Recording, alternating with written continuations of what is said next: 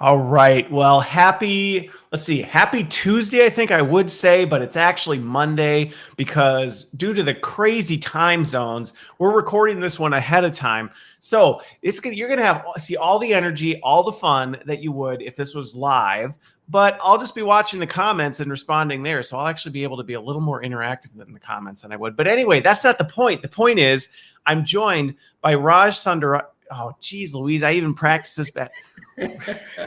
Sundarason, is that right? We'll take it. Oh, come on. How is it? You got to say it now. Sundarason. Okay, so I did remember it. Okay, anyway, the point is we're talking today and we're going to be talking about digital adoption tech, but from a different angle and hopefully unpack it a little bit more. Now, you may recognize my guest, Raj, we figured this out almost exactly 2 years ago. We had our last conversation. At the time, he was with WalkMe, and that was really on the show, the first introduction to digital adoption tech. And we got into some of the weeds of how it works and all this stuff. But today we're going to go a little bit further than that and take it back a level.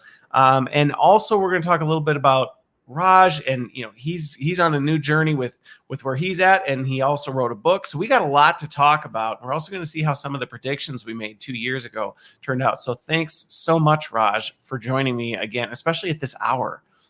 No, absolute pleasure to be here, and I'm delighted to be here, regardless of the time, because I remember when we did this 2 years ago, it was actually probably an hour later, and I just landed from kickoff from Arizona. So it was you had just gotten back home from a kickoff in the States, and it was 2 hours later, I think. It was something like that. So it was you were a bit in a fog. I remember that. You were a bit in a fog. A little more rested today. Okay, so for the fun of that, though, let's still do our icebreakers like we normally would. But so you are home, but where is that in the world right now? I'm in Singapore, which is a little red dot in Southeast Asia.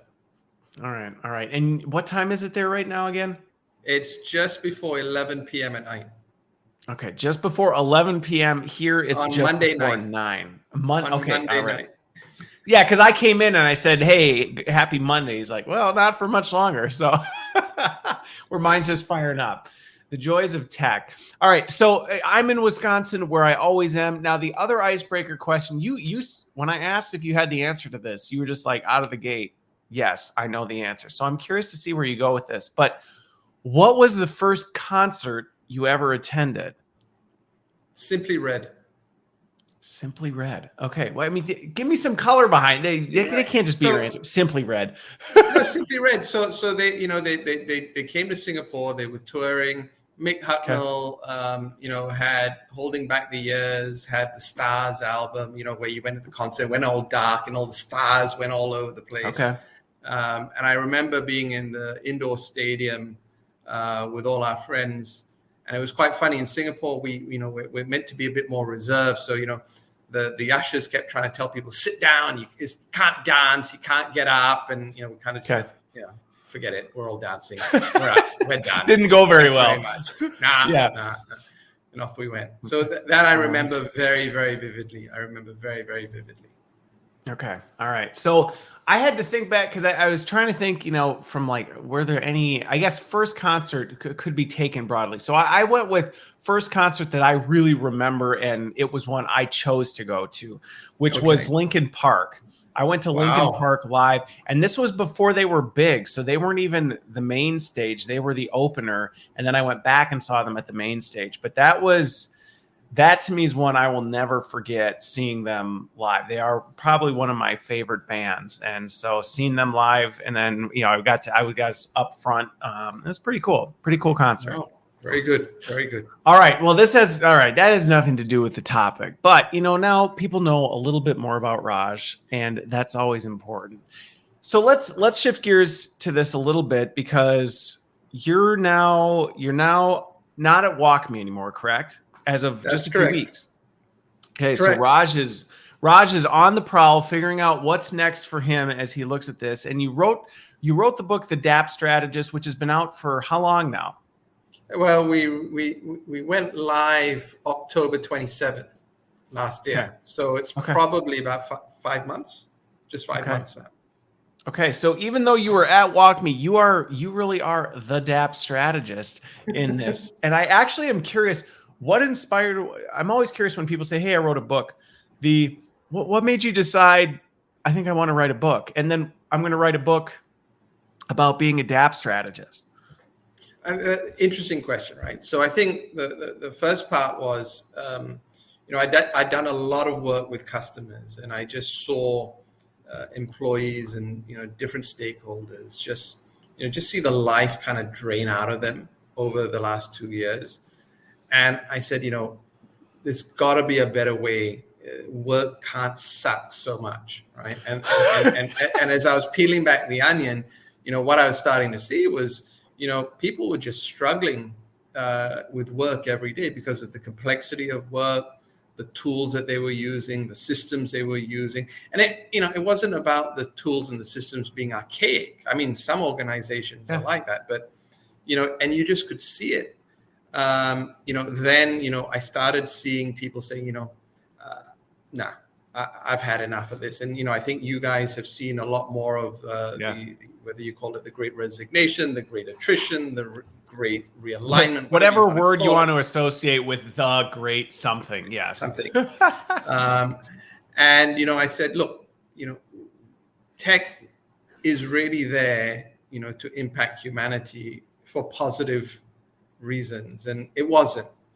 And so I guess, that was, one of the underlying drivers. The second was, I was speaking with my then boss, and he said, look, what do you want to do this year? What's going to stretch you? And I said, maybe write a book, right? And, it comes out of your mouth quite easily, but all of a sudden someone says, okay, that's your development. Perfect. That's your stretch goal this year. Oh, I wasn't like,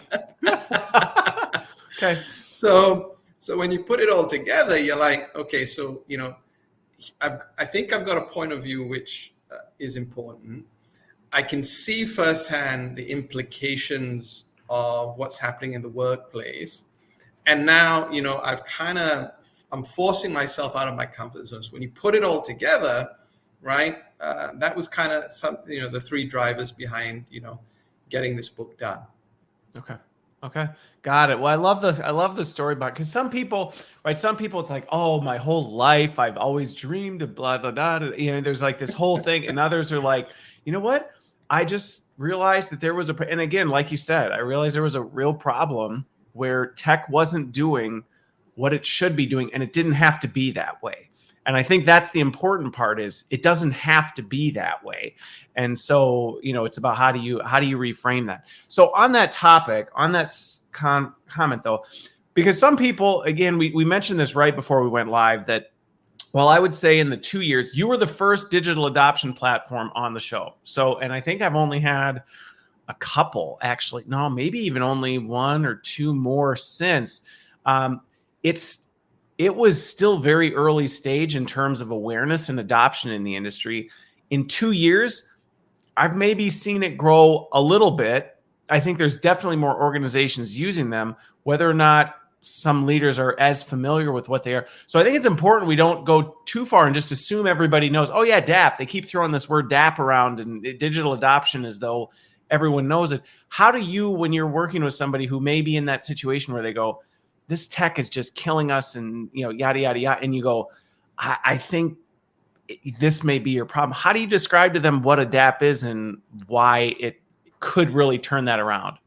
Yeah, and that's an interesting question. And I think, when I sit down with clients before we go too far, I try and ask them, what's the biggest, concern with all these tech deployments? And they say, well, it's simple. We've got to try and get people to use it.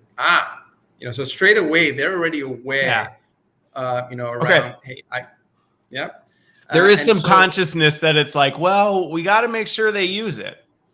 And so then you start peeling back the onion and you say, okay, so really you're talking about people for them to adopt. And they're like, yes.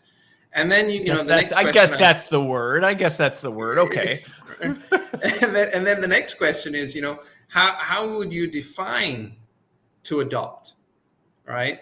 And that's when sort of like you see the eyes sort of like glaze and, and you sort of like, if you had 10 people in a room, you get 10 different definitions. And and so I said, and so we, I'm not a complex guy, so we went to the dictionary and I said, look, why don't we go and have a look and see what it actually meant?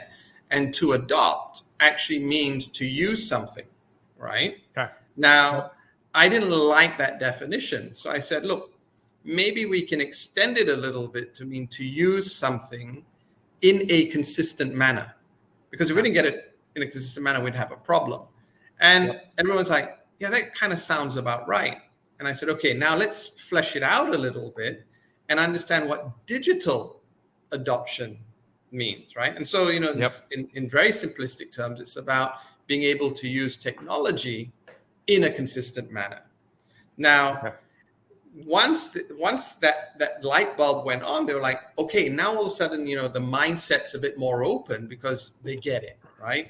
Okay. And now it's about trying to lay down what a digital adoption platform actually is, because it's like having 6 blind people in a room and putting in an elephant, right? And all of them sort of like reaching and having a different definition. Okay. And probably the time that I was on the call with you, the definition may have been something like the user's ability to seamlessly engage with the technology to execute on a business process, right? Yep. Now, fast forward 2 years, because the technology has evolved so much, it's no longer the user's ability, but now it's actually the technology's ability to seamlessly engage with the user to help them execute on the process, because the technology's evolved so much that you can configure it in such a way to trigger engagement events, right? To say, hey, listen, you need to do this and do that and do the other. And typically, right, that's done with a blend of, in-application guidance, similar to a GPS, automation, right, and an engagement. So you put it all together, that's the guts of it.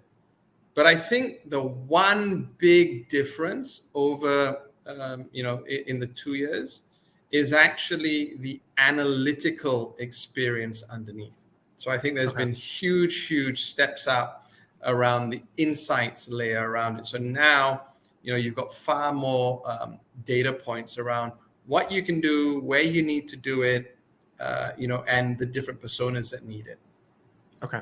So I actually want to ask a follow-up question on the insights piece, because I'm curious, how you're seeing this, because I think, one thing that I'm seeing with a lot of the tech right now is it's definitely capturing a lot of data.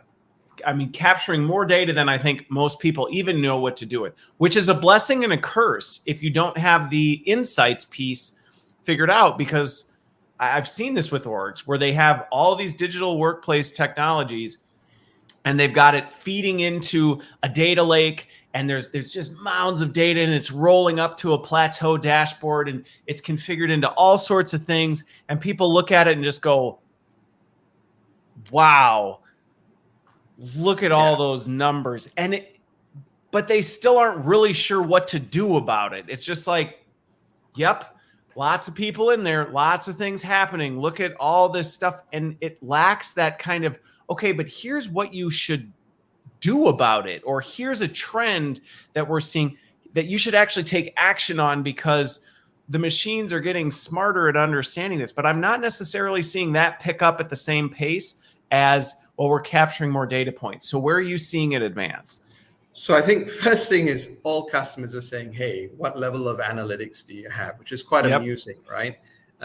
Because most of them are ill-equipped to handle. To even do anything with it. Correct. So it's quite funny. The first question is, how much visibility, how many data points will I get? And I kind of look at them and say, well, do you have the ability? And I said, so I think the first thing is to realize that if digital adoption platforms are really going to deliver on the value that they have, the platform providers need to think about a managed service around insights, not analytics, insights. So they've got to basically take the data points and really, I'm not saying massage, but actually, curate options, the most and possibilities around that, right? I think that's the first part. I think the second is, again, shift away from data and analytics, but get to insights, but actionable insights. And what do I mean by this, right?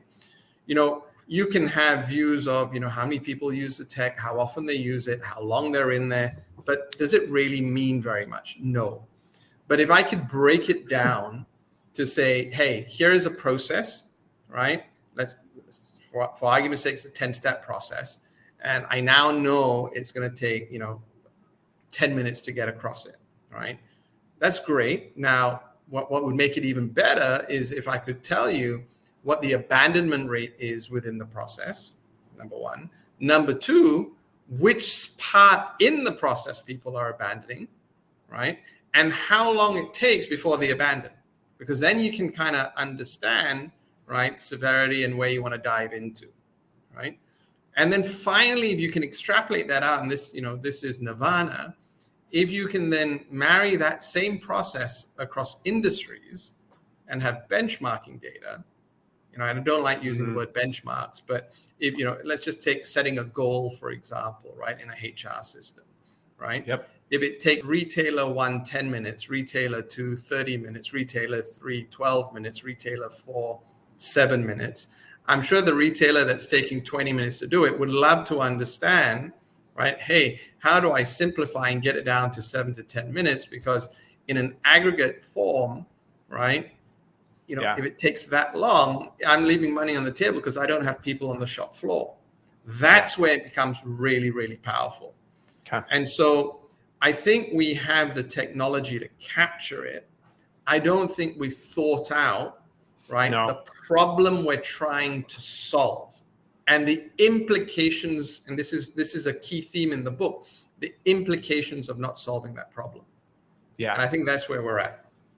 Well, and I think that it goes back to what you talked about early in the conversation when you are engaging with a client on, the possibility of a digital adoption platform. And you're asking that question like, well, what does it look like? Well, it's using it. Okay, so like adoption. It's the same thing with the data and analytics that I feel like is part of the problem is people aren't asking those follow-up questions when an organization says, well, what does your data and analytics look like? And you go, right. To what end? Like, what are you hoping to get out of that? Well, we just want to be able to see everything. And you can. And you can at this state. You can. We can see everything, but why? Because the reality is sometimes, and I've coached clients on this, where they've gotten so much data, they literally are in analysis paralysis because it's numbers, it's everything. And to your point, that can actually be overwhelming and actually prevent you from getting to the point of making actionable changes or, actually build a strong business case, because you end up just showing a dashboard that says, hey, we got this thing and look at all the stuff. And the exec team goes, okay, that's great. I'm glad it's getting used because, again, adoption, thank goodness it's being used. And that's certainly a level of value. But if it's not really telling me how is that better than what it was before, or how is that different, or what is that improving, you really are missing out.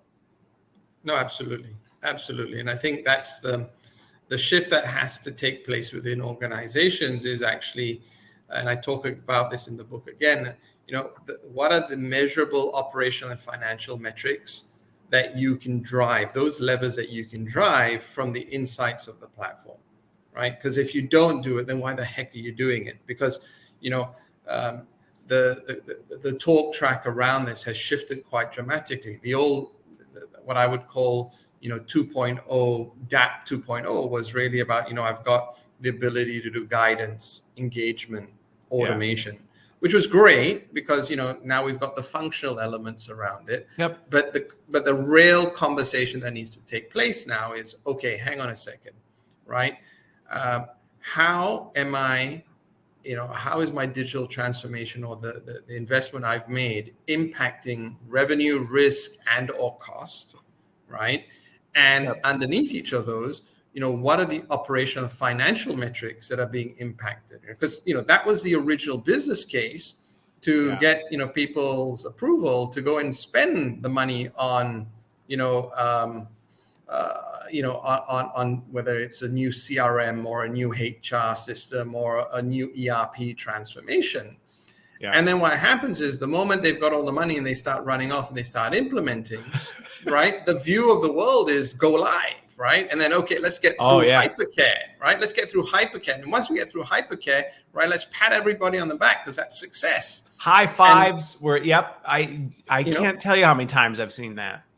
And my conversation with everybody is, I said, guys, it's not at post hypercare that success is. Success is when you can tie what you've delivered back to those financial and operational metrics. And you should see again the glazed looks that come. And I don't blame them, because what typically happens, the moment you get sign off on that business case, right, nobody ever looks back at why they did it. No. Right. And so where I think we're going to start seeing an evolution is where someone's going to turn around and say, look, we spent $30 million on that program, or $10 million on program, or whatever it may be, and we set out to get $100 million in benefit, right? Now, have we got the benefit? Did we get that? Yeah. Right? How are we tracking on that? Absolutely. And you just said the magic word. It's not about what did I buy, why did I buy? It's how am I getting the value from the what and the why? Right. Okay. And that is why, to me, my personal view is that is why the vast majority of digital transformation programs fail to deliver on the promise, because we're not being as robust with each other on the how and tying it back to the operational financial metrics. Yeah. I mean, I think, and this is where I think the complexity of it, and where I think DAPs really do help tremendously, because I see it time and time again. And the thing is, when you talk about a major system implementation, and this is where it is, I get it's challenging. These are not 6-9 month transformations. I mean, this is not something where you go, well, we got it now, and we should see that return over the next 6 to 9 months.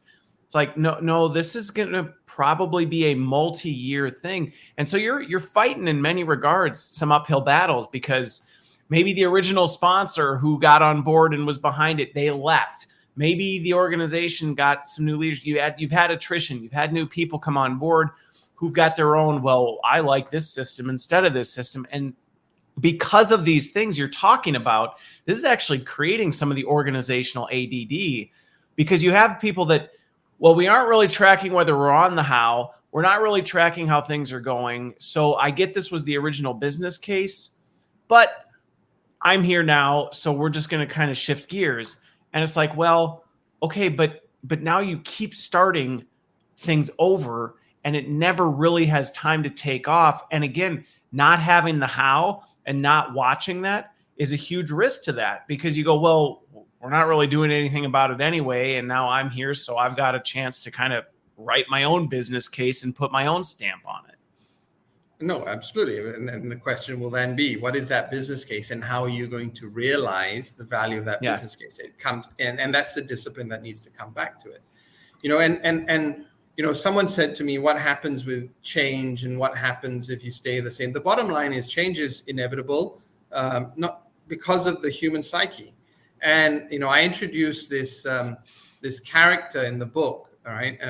It's not a super character, but almost quite, with superhero strength. And I call the character the baby user.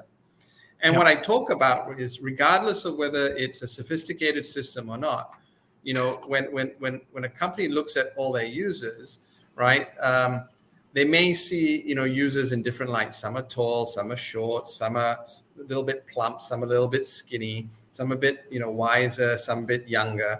But the bottom line is, when you introduce something new to somebody, all these users are actually baby users. We're all baby users. The question at the end of the day is, how do you get a baby user from crawling to walking to running when it comes to the use of technology? Because the sooner you can get them running, right, the sooner you start seeing the value realization from that investment, because people are using it. Now, the trick isn't just about how you get them to crawl, walk, run. The trick comes in. This is where a digital adoption platform comes in. The trick comes in when you throw a new functional release or a new change. How do you help that baby user hurdle that new change so that they aren't going from running back to crawling? Right? You know, it's funny you bring this up because, and again, I think these are we're hitting at some of these core issues that get overlooked that organizations don't realize are actually completely curb stomping their progress as an organization. Because that piece, we talked about the one where, you know, sometimes teams, they get it to the finish line of, hey, it's been implemented and we're kind of past that early stage, pop the champagne, you know, shoot the confetti cannons, and we all move on. But this other piece is another assumption that happens where they go, hey, okay, we kind of got to this phase where it's now kind of running, and so we don't need to do anything with it anymore because now they understand the system. And then we roll out a new functional release, or we change a workflow in the system significantly. I just think of a good example in HR, performance management. We're changing our performance management well, we don't really need that much training on it because it's in Workday. And you'll watch the whole workforce go from, hey, I'm running, this is great, I know what our thing is, I know what we're doing, boom, back to a baby user going like, I can't even, and we have a newish born, I mean, I can't do anything for myself type of a thing. And we just go, well, what the heck? What's going on? All we did was make this small change to our process. And you go, yeah. And because you don't have the support and enablement in place, you just knock the workforce back a decade in their ability to move, and you've slowed down the whole machine. No, absolutely. I mean, in the book, I talk about someone moved my button, right? And it's a true story. What happened to me? It must have happened to me probably 8 years ago, 6 years ago, somewhere like that. And, you know, I went in and I was going to do the performance reviews of my team. And I also had to do, I think it was 6 360s, got into the room, switched everything on, locked myself up. And there's a button that you're supposed to click on, you know, create performance form, right? And it used to be at the bottom right-hand side of the screen, right? And I was fixated. Where's the button? Where's the button? And it wasn't there. And for the life of me, I convinced myself the button was meant to be there and it was no longer there. And so I went from running, and, you know, you can imagine, right? Here I am in the room. Yeah. I've got all these reviews to do. I can't find the button. So what do? Right? I said, don't worry, I'll just call my HR business partner. So of course I called him, right? And he says, I'm out to lunch. What's the problem? I said, well, I'm trying to do all these reviews and I can't find the button, right? And he says, well, you do realize we had, you know, back then it was a WebEx, right? We sent out the recording, we sent out the PowerPoint, we sent out everything. You didn't turn up to it. I can't really help you. So I've literally, you know, I used to be running at the thing. And what was even more embarrassing was I sold this software for a living. And now all of a sudden I've gone from sprinting back to not even crawling. I'm just sat in the pen as this baby user saying, what do I do? Right. Yep. And, you know, and some people say, oh, that's a cute story. But that story has, right, it has monetary value to it. It does. Right. That's the key, because what happened was, first of all, it's now stopped me. Then I basically put in a support call, right? Now, that support call is going to cost money to deal with. Now, admittedly, it's not cashable benefit, but it's productivity benefit and everything else. Unless, of course, I'm you know, there's a cost recovery basis on the call. Now, if you extrapolate that out, you know, I work for a, you know, probably 120,000 employee company. Let's just say 10% of the organization had that, you know, 10,000 people, 12,000 people, multiply that by $20 a call, right? Just on a button being moved. Yep. Right. You now all of a sudden can understand the implications around some of this stuff. Yeah. Right. Well, and the thing with this is this gets dismissed. I mean, again, I just don't know how to emphasize this enough to really make people realize this is big. This is big dollars and cents in an organization, is the fact that you don't. And what's funny about it is it's also one of the things nobody wants to talk about, because nobody wants to admit they're the baby user. So it's kind of taboo too, because it's kind of like, oh no. silly story, Raj, and it's like, yeah, actually that was me this afternoon when this happened. And I spent 45 minutes pounding my desk and putting in tickets because I couldn't figure out what was going on with this thing. And you're like, yeah, that was everybody. Everybody has been that person. Everybody is that person on a semi-regular basis. And the one that drives me bananas is when I'll hear things like, oh, the system is so seamlessly designed, it doesn't even require training. And you're like, okay. That's like saying, I have a baby that's so well, I've trained my baby so well, I don't need to feed and bathe or anything. They just figure it out on their own. And it's like, there's not a world where that happens. It's not possible to do it. Are there some people who might go to, crawl, walk, run faster than others and maybe a little bit more intuitively? Sure. Some will figure it out quicker than others, but they all have to go through that phase regardless of how seamless the UX is on the platform. Yes, absolutely. And I think that, you come now to the next big agenda item in, why the book was written. And, if you look at the full title, it's called the DAP Strategy, but it's also underneath that got a subheading called, a new way of working to de-risk and accelerate your digital transformation. Now, why did I put that in there? I put that in there because, one of the big dirty secrets in the game is that the definition of digital transformation is also, up for grabs, because most people get confused between doing a digitization program versus what a real transformation program is all about. And I try and use the image of, of a caterpillar versus a butterfly. Right now, when you're finished through all of this, right? Are you still a caterpillar? You might be a fatter caterpillar with a few spots and everything else, but are you still that pesky insect that's eating leaves? Or have you truly changed, metamorphosized to being a butterfly that can fly majestically from plant to plant, cross-pollinating that plant because it's feeding on nectar? They started off the same thing, right? And that's the fundamental piece. And you can't expect end users who are a caterpillar to understand how to be a butterfly unless you have something there that's going to help them through that new way of working. So have you truly deployed new ways of working? And if you have, right, can you legitimately expect your baby users to go from crawling on a leaf to flying through the air majestically? Yeah.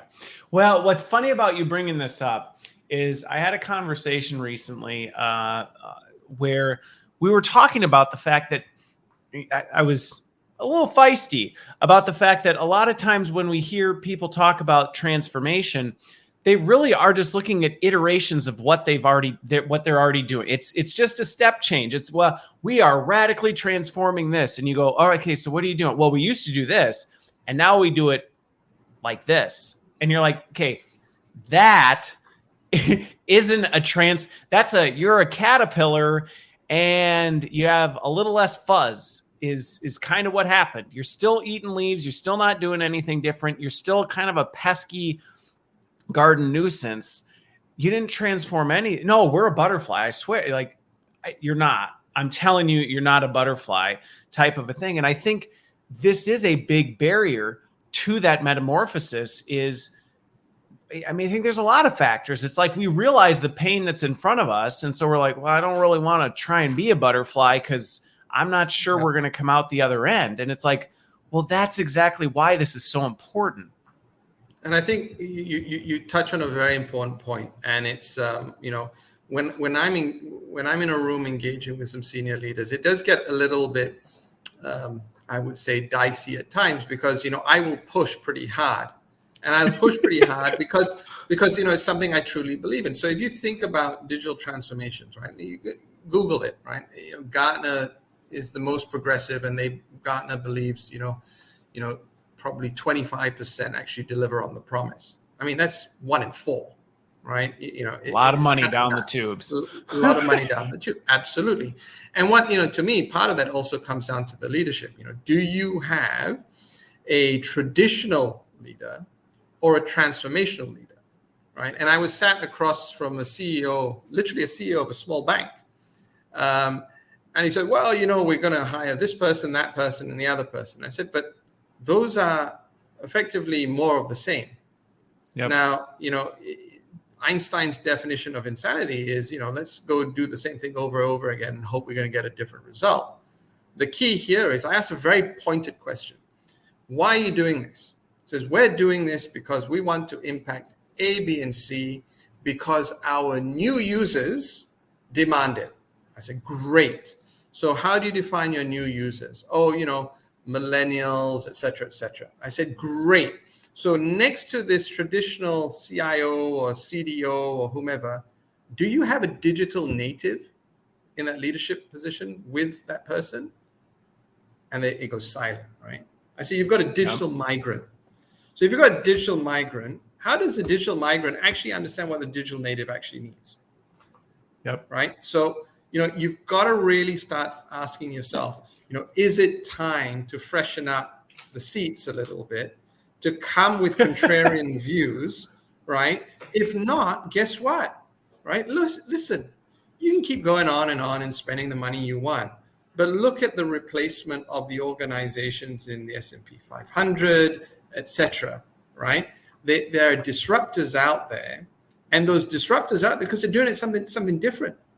Yep. Right? And that's the key, right? Are you brave enough to look at your traditional CIO or a traditional leader and say, listen, we respect what you bring to the table. We're going to fight. You're going to have a Robin to you being the Batman, right? And this is how we're going to help you evolve around it because we've got to figure out how we get this stuff going. Yeah. Well, and what's interesting about that from a leadership standpoint, because I do think that fear factor, especially at the senior level, plays in because we're in this really weird stage right now in time where there's this shift in leadership, and there's a fair amount of people in seats, and I see it. You can almost just see it in the eyes where it's like, I'm not going anywhere. And if you try anything, and it's just it's a fear thing. It's well, what does this mean for me? What does this mean for me? And I love your analogy of, you know, we're going to find you a Robin to your Batman. Like, look, we're not saying you no longer add value or you don't matter. What we're saying is we fundamentally need to change the way we're thinking about things. And that means we need somebody who can think like that to sit alongside you. It's not saying there's no value to you. Let's oust you. Sometimes we need to, if you're that kind of leader that goes, yeah, well, nobody can tell me that my ideas aren't the best and I'm not, you know, I have to, well, okay, that's a different story. But the great leaders, it's like, hey, if you're in a senior seat and you aren't the most transformational person because this is new territory for you, that's fine. Just be willing to say, I need to bring that person along and I need to listen and I need to get a little bit uncomfortable with where the ship starts going and going. That's not how I would look at it, but maybe that's a good thing. Maybe that's a good thing. And okay, let's go. No, absolutely. I think one of the biggest mistakes we made is we believe that one size does fit all, and it doesn't, right? No. And so we need to understand the different sizes, the different shapes, the different everything, and we need to be able to create a situation where as many scenarios as possible are taken into consideration. And obviously, this leads on to another theme within the book was around content, which I'm sure is a big thing in your world, right? And everyone says, well, I built the content, so we should be good. And I'm like, nah. I said, because what will happen is, right, there's going to be an evolution because different people are going to need help at different points in that journey, right? And well, and baby users, even using that term, there's lots of different babies too. Like there's lots of different babies. There's not like, oh, the baby user and this is all of them and we've designed for the baby user. Oh, no, absolutely. All the baby users. So when I've sat down in a room, you say, well, it's simple, Raj. We build some steps and we guide people through it. And I said, okay, Now let's play this scenario out. So you build all the steps, everybody's happy. Now what happens if someone's not playing the content and they need help at step 3? Are you able to trigger the content at that point? Oh, good idea. Good thought. I said, now you get to this point and someone's putting in a zip code, right? Don't you think we should probably put some data validation there? Because if they put 4 digits instead of 5 digits, you've got a compliance risk on your hands because payroll tax calculation is now out the window. And if you have a problem, it's a $6,000 fine. It's real, right? And they're like, oh, good idea. Now you've got someone at the end. Don't you think you should put up a little survey to say, hey, did you think that was any good? Yes or no? Because, you get some feedback immediately around user experience. Oh, yeah, fantastic. They said, oh, are we done now? I said, well, actually, no. Out of the 15 steps there, probably you could automate 5. You see how many scenarios we're talking about immediately there? Now, let's go one step further. You may have some of the more traditional users who are actually at that SharePoint site, at that wiki site that you built sort of like eons ago, who are reading up around the process, right? Oh yeah, someone actually found those people exist. Yes, I know, and they exist. We joke Correct. about it, but it's like they exist. They're there. They're doing it. And then now you see that they're there. Wouldn't it be smart if you say, well, actually, if you're actually reading up on how to set a goal, why don't you just click on this button and we'll take you there and walk you through the process, right? Yep. So now all of a sudden you have this omni-channel view of things. So your content has to be alive, has to be refreshed, right?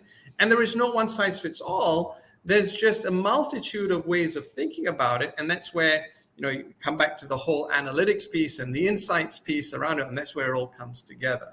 I think that's really powerful. Really, really powerful.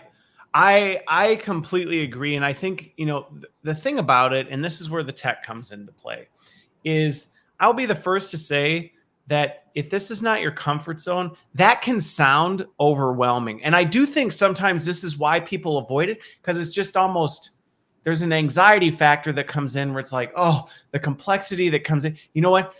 We'll make a job aid or an e-learning and we're going to send it out via the LMS. And then we can say we've trained everyone, like that person for you in your story where the button moved, where they go, yes, thank you for your inquiry. Please refer to the WebEx that we've recorded. And you know what? You didn't show up, kind of not your problem. I understand where that person was because you were probably the 9,000th person that had called them that didn't attend anything and paid no attention to the emails and things like that.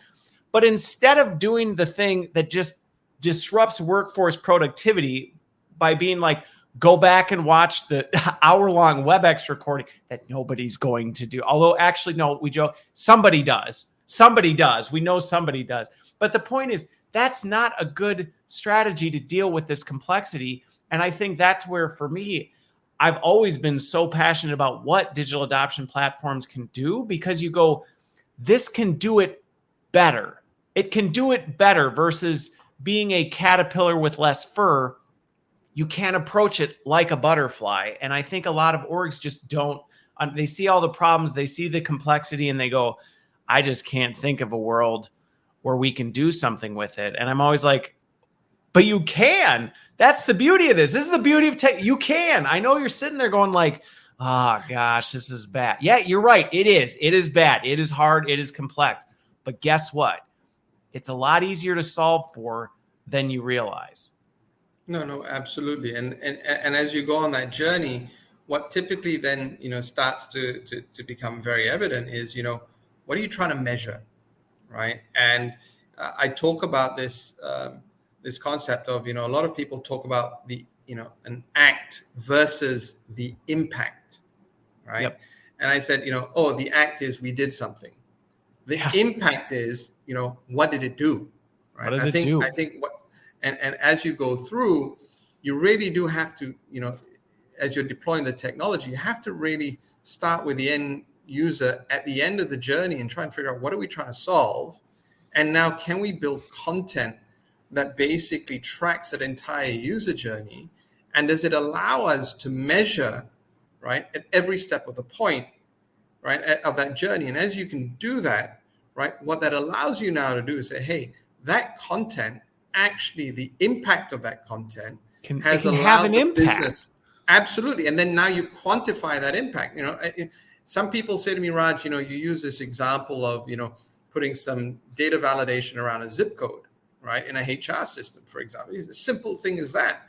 I said, do you understand how big an impact that can have? And people are like, and this was a true use case of when I was working with, initially with an insurer in the United States and then a retailer in Australia, right? It was quite interesting. I said, the Australian retailer, right, had employees in the US as well. And I said, what's your attrition like? They said, pretty crazy. And I said, well, just think about it for a moment, right? You've got 24 hours to get a completed paycheck or pay stub or whatever you want to call it in the US to the employee within 24 hours. And it has to be accurate. And if you can't get the zip code right, then your payroll tax calculation is wrong. The implication is it's not a mythical thing. It is a literal legislative $6,000 fine. Thank you very much. And now if you get 100 of those wrong, right, do the math. It adds up. Adds up, right? Very quickly. It adds up. And that is the impact. That is the impact. Now, if you want to get a bit more flamboyant, if you're trying to hire someone, right, and time and you can reduce that time to fill by weeks, days, purely because you get a job rec out faster, because traditionally it takes 25-30 minutes to fill one of the damn things out. And now if you can squeeze that down to single digit minutes, right, you make it an easier process. That has real implications. It does. Right? It has implications on employer brand. It has implications on even quality of candidates. Because again, really good candidates will be like, nah. Especially right now when the talent market's as hot as it is. If you're, asking people to fill out, 90 pages, I've seen it. The drop off rate where people go, this looks like a good job. You know what? If this company's going to make me fill out this many form fields just to say I'm interested, forget it. And they'll literally walk right from it. You're very kind, because you've set me up quite nicely, because I've got a copy of the book here, right? And you've read the book and youve been kind enough to endorse the book. Right? I have. It's a good book. It's a really good book. Especially for people who maybe conceptually I get it, but may only be thinking about this. And I had this conversation on a different show where if you think it's just like screen guidance, it's not. That's an important part, but that's not it. But go ahead. So in the book, the first couple of pages, I actually lay out some predictions, right?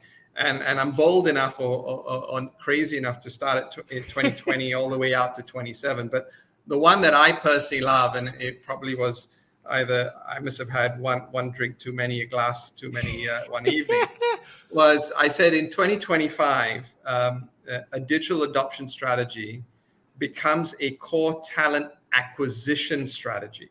Right. Yeah. And what do I mean by that? I said digital employee experience becomes a top 5 question on a candidate's decision criteria on whether to join that organization. Companies that do not have a legitimate answer will not merely struggle with first-day churn of new hires, but will struggle to attract the right talent and skills, because people will simply not want to come to work and put up with the complexity, right? Yep. So to me, if someone's saying, hey, these guys are all getting excited around something that's a fad, it ain't going to be a fad. It is a reality. It is a reality. 4 million people or employees in the US, whether you want to call them, traditional employees or hourly wage workers, whatever, 4 million a month for, I'd say it's 10, 12 months now, almost in a row, basically saying, I'm not putting up with the complexity of work, whether it's from a tech perspective or other, I'm sure there are other reasons. And in spite of that, you've got 13 million jobs out there, right? The key at the end of the day, people are going to say, where can I be the best version of myself, right? Yeah. And, the first thing is, are these systems that they want me to use, are they going to drive me bananas, which, going to say, hey, no, I'm going to stay at home? Or are they actually going to help me be the best version of myself? And the organizations that crack that are the ones who are going to have such a wonderful talent attraction strategy, right? And people are going to start saying, hey, it might not be the best place on the planet, but guess what, right? I still am the best version of myself here. Yeah. And I think this whole, so it's, to me, it's just hilarious that literally almost 2 years on the nose was our last conversation, because even in that conversation 2 years ago, we were saying these same things. It's not like we had a completely different point of view and then COVID hit and we went, whoops, we were way wrong. But like, let's quick to judge. No, it's just, to me, COVID and everything that happened exposed just how serious this is, and how organizations that kind of sloughed this off like, it's not really that big of a deal, it'll be fine. Suddenly they went, uh-oh. And they're still feeling the pain of that, because I can't tell you how many people I talk to who are saying they're losing workers. They don't even have jobs lined up. They're just like, you know what? I am done. I am done with this. I'm sick. I'm fed up. And COVID made it worse, because now they all got sent home. They like, some of the things that they enjoyed got taken away. They got thrown a whole bunch of new tech that didn't really work. I mean, it honestly, a lot of times, it's like, it was a fine tech, but they're baby users, and they were told, you got to run a marathon.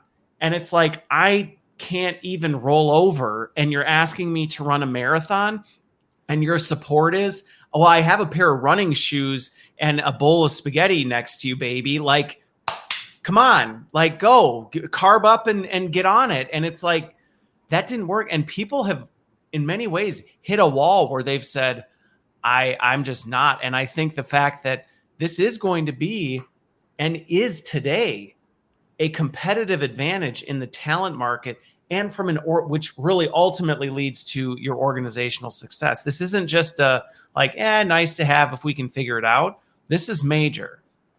No, you're absolutely right. I think one other thing that has really, put a spanner in the works was, we went through this whole agile phase. We're probably still in it, and people are still trying to figure it out. And I talk of it, the whole agile phase as almost being like the schoolyard pick for tribes. Oh, we'll have you, and we'll have you, and we'll have you. And then all of a sudden you're left with sort of like half a dozen that nobody ever wanted because they didn't really look very athletic or whatever it might be.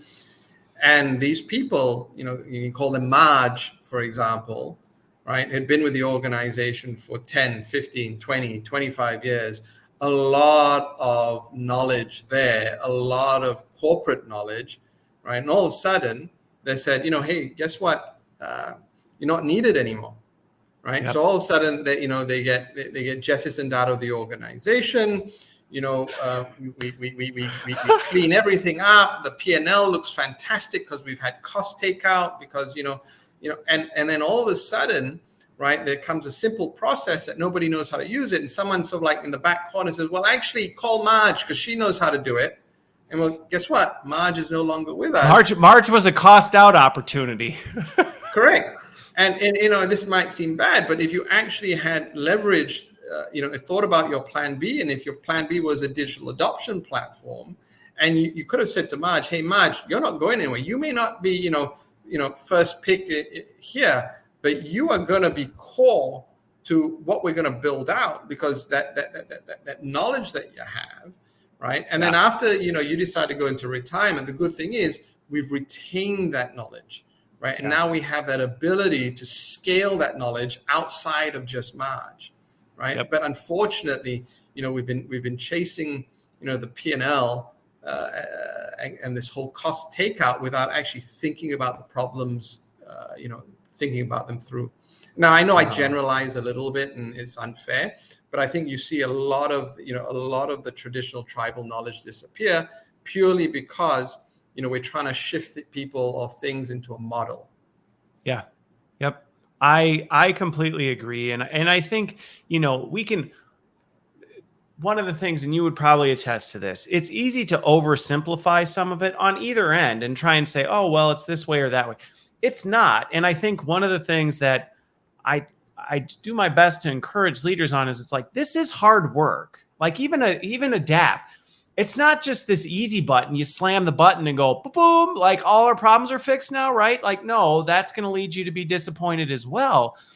but it's about the capability that you can build into the system that you fundamentally couldn't before, so that instead of thinking quarter to quarter, month to month, just how do we get to the end of the day, you can say, well, actually, no, we can think well beyond that and actually drive transformation in positive ways, rather than the digital fatigue we're creating now, where every year and a half we're rolling over these major systems and the workforce is just going like, they're calling uncle, going like, I can't deal with this. If you tell me we're changing our digital experience one more time, I'm just gonna implode.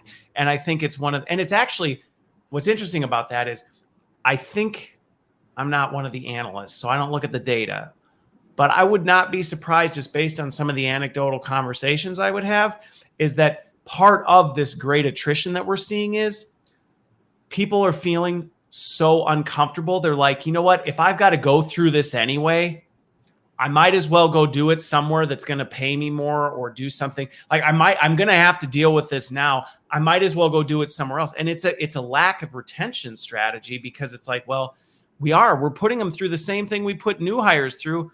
Why wouldn't people maybe go check out if the grass is greener somewhere else? And this is where, I talk about the equity contract between employer and employee, right? And I think it's just got wider and wider, and COVID just kind of put a huge spotlight on it. Just accelerated it. Absolutely. And ultimately the question, that every employer has now to ask, right, says, why should that employee come to work every day, right? And I don't know if they are, because the question is, because if you really did, then you'd really be thinking, right, about how you can make life easier for the employee. So I think you've got a real, everything's been flipped on its head. It has. And the organizations that can pivot as quickly as possible, or faster than the others, are going to actually have that huge leg up in, I think, this year, next year is really about, mitigating cost. And so, let's hope people don't get too silly in terms of, we're going to, downsize certain parts, because guess what? Before you know it, you'll have all this one. You're going to be hiring everybody back. You're going to want to, and they're not going to want to. Well, yeah, boomerang employees and all that. But even if you want to hire them back, they're going to turn around. But what I said, 2025 is going to be a talent attraction strategy, right? Yep. Why? So just extending it a little bit. You talked about generalizing and trying to not to make it too general. I've had people say to me, says, Raj, you make a lot of good points, but how do I start? Where do I start? Right. And so I created this cheat sheet for people. I don't charge for it. You just go to my dapstrategist.com website, fill in your fill in your credentials, and, you get a copy of it. And it literally is an assessment sheet, right? And it says, okay, what are you trying to measure? Right. What are the operational metrics? Great. Can you define, right, why the original business case, right? Who owns the implications of not hitting that business case, right? And it goes through all these things. And, I've had feedback saying, but I don't have, the vast majority of this. I said, that's great, because you know why? You now know where you are before you actually go and sit down and ask people, right, for money to spend on this thing. Because once you fill it all out, right, you now have your true business case for change. And it's incredibly important. And it's not about pointing fingers at anybody. No, it's not. It's purely around saying, look, this is what we did. This is what these were our intentions.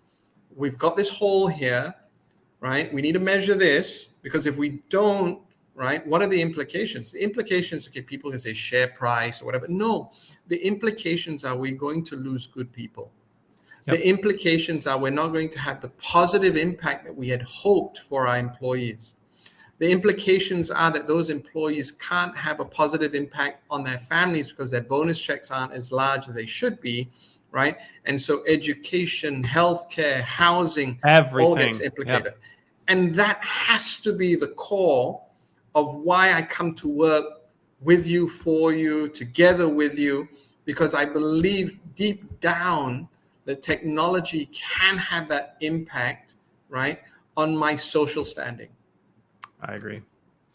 Sorry, love I it. got just, it really No, gets me you know riled up what? around What a it. great way to end it, honestly, because that at the core is why it matters. That's why it matters. And the reality is the possibilities there. So again, we could probably go on because I think there's so much to unpack still, but I genuinely appreciate you making the time, especially this time of night for the follow-up. And I don't think this will be our last conversation as you continue down this path, because we've got a lot of the same ways of thinking about how this is. And I think there's a lot of opportunity in the workforce and in organizations to change the way they think about things. So thank you for making the time.